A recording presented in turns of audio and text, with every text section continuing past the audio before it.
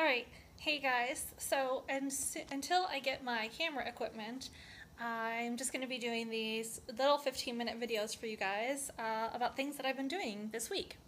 So I'm actually standing and moving around because I hope it doesn't make you guys too dizzy or anything, and I'll try to get the camera work to be well, considering I'm using the little camera on the computer.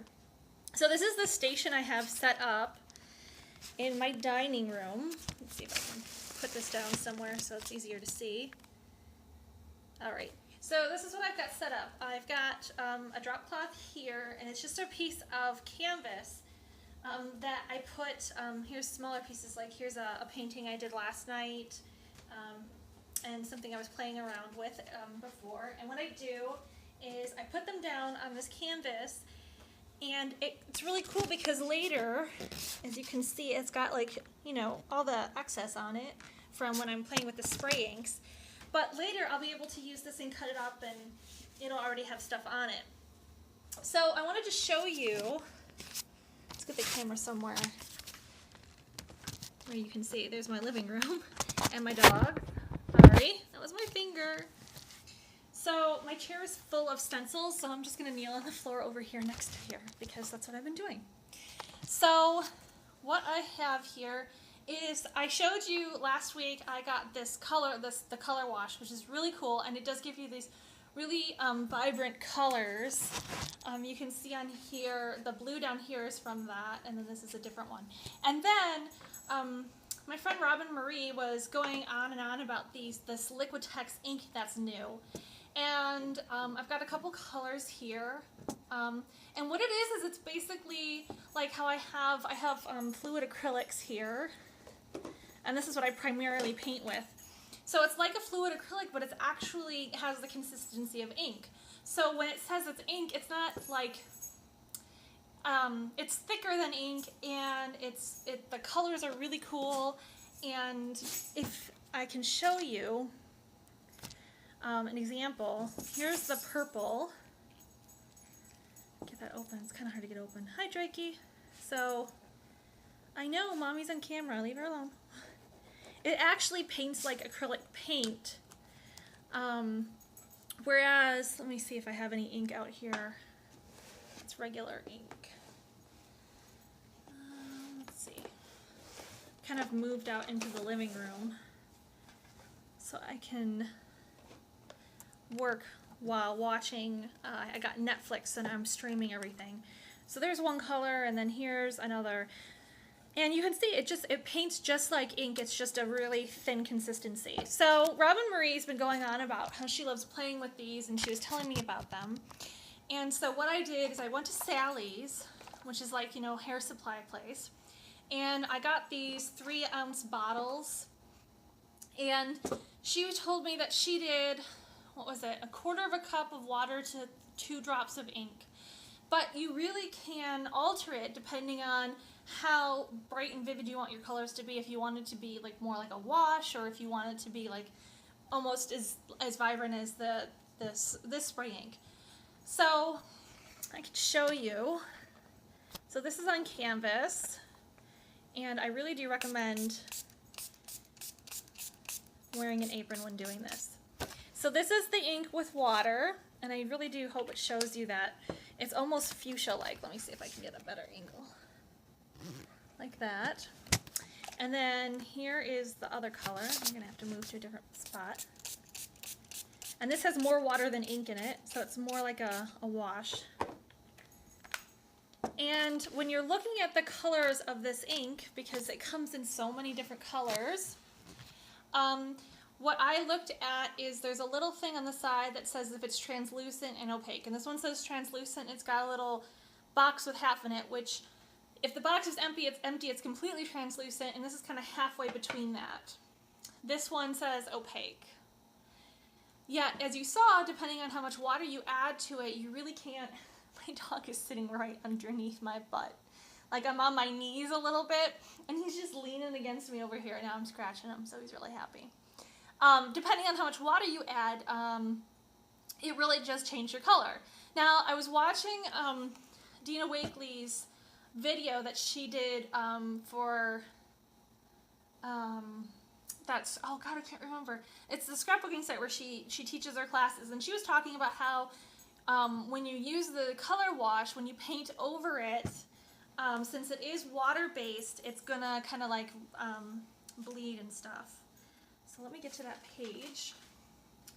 So this was me experimenting in my journal, and this is actually from last week's video where I put down the stencil from the previous page and kind of did the thing so I get the negative space. And then I used a mask on this side with my, what is this, red oxide? And then I did some purple all over it and let it drip. And you can see over here, once I got that wet again, I mean, even though it had been like, I don't know, at least 6 days, because I did this last night, it still reactivated the Roben-Marie inks. Now, the cool thing, though, is when you're using this ink, since it's actually an acrylic, you don't really have the same problem as you do with the Roben-Marie, because once it dries and you get it wet again, it doesn't really bleed in the same way that this ink at the bottom does. So this was, and this is made with, let me grab it. I went to a store yesterday and I actually got a bunch. So this is my Star Punchnella, and that's a really cool stencil. And I got a whole bunch. Like, I've got this stuff with this size holes, and then I've got really, really big holes that you can actually see in this painting, which is now underneath the computer. Hold on. The really big ones. And I'm working on little paintings like this for my Kira Really, Really Wants a Bicycle Fund. So I'm doing little paintings, and I'll be putting them up later. So I've been playing with these inks, which is totally fun, and I have a ton of stencils for it. So anyway, back over here. Okay.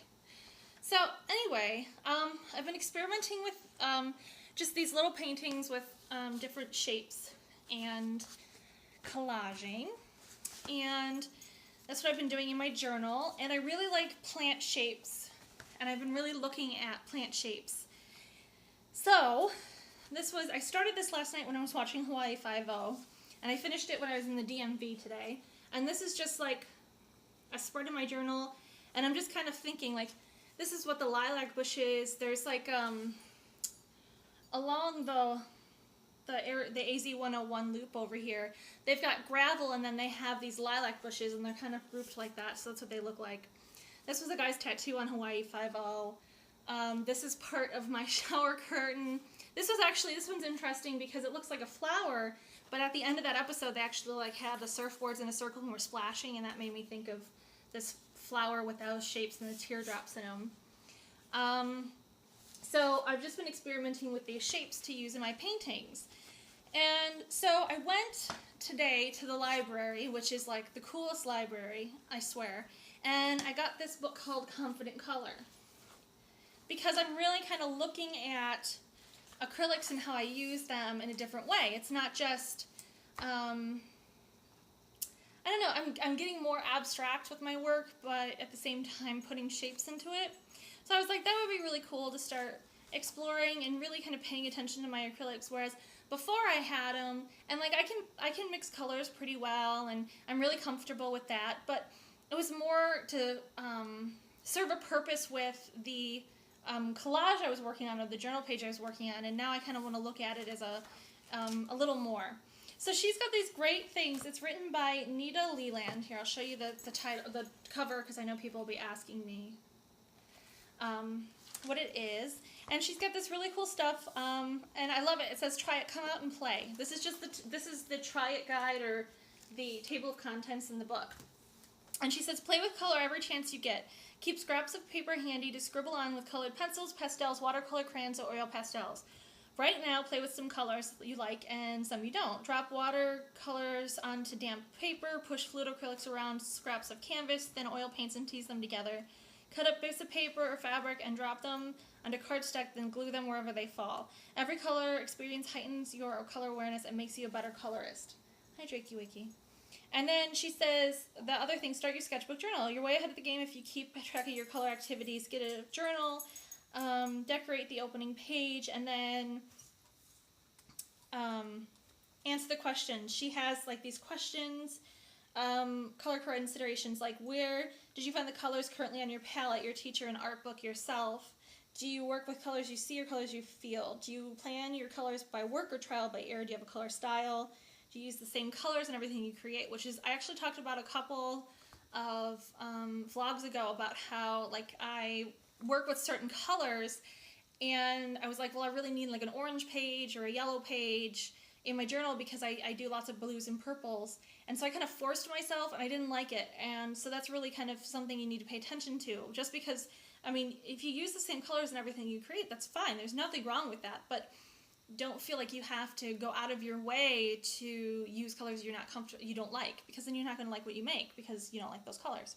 And then, do you know how to avoid making mud, which is a really, really interesting thing, because sometimes you get so much paint on a palette or on a painting, you're just like, it looks like total mud.